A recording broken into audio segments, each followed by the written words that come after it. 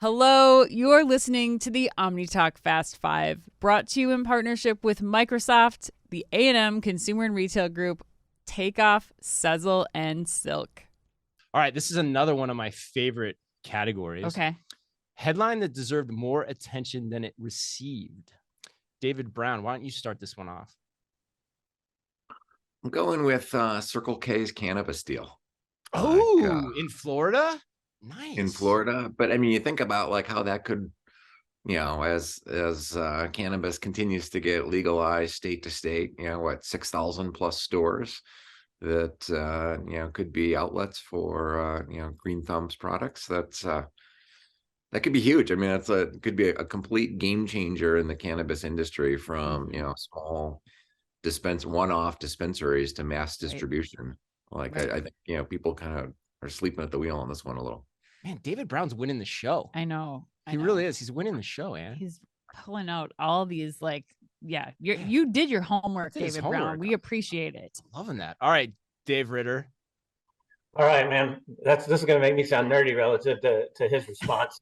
Walmart, Target, and Kohl's leapfrogging Amazon in Black Friday search, and I know that there's some debate because Amazon's moving away from one Black Friday. But I think you have to take it through a consumer's lens. And on that day, that consumer searched those other sites more than they searched Amazon. And I think I think it shows a small kink in the Amazon armor, but also shows that some of Walmart and Target's investments digitally are starting to pay off, and people are going there more frequently.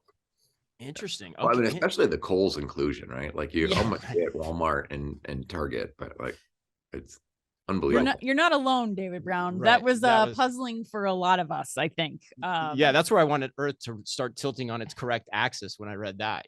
That was just like, whoa, what's going on here? All right, Ann, what about you? Mine was the Zara flagship store opening in Madrid. I almost picked that one too. I feel like not enough people are talking about that. No, and this was such a massive thing. Like, we didn't even have like U.S. retail covering this. It was like in a Spanish newspaper that was covering the opening of the store. But this, I think, is the best picture of what the future state of a store can and should look like. Inclusion of RFID, scan and go, rapid fulfillment, kiosks for returns, smart fitting rooms, everything about that store is, I still think when we go and talk to people about it, or we show the video from that tour that we did, people are still surprised and don't know about it. And it's like, you gotta take a look at what's going on in Madrid. Yeah, that was funny. That was my pick. I was talking to the 2 days before the show. I was like thinking, like, I was telling them how like I made my picks like a couple weeks ago and I went and changed them. That was my original pick. Okay. But then I thought of something else, and it goes back to what David Ritter said a couple minutes ago around Facebook. Mine is actually Instagram and Facebook getting out of social commerce. Yeah. I mean, Ann, have you looked at the shop tab in Instagram lately?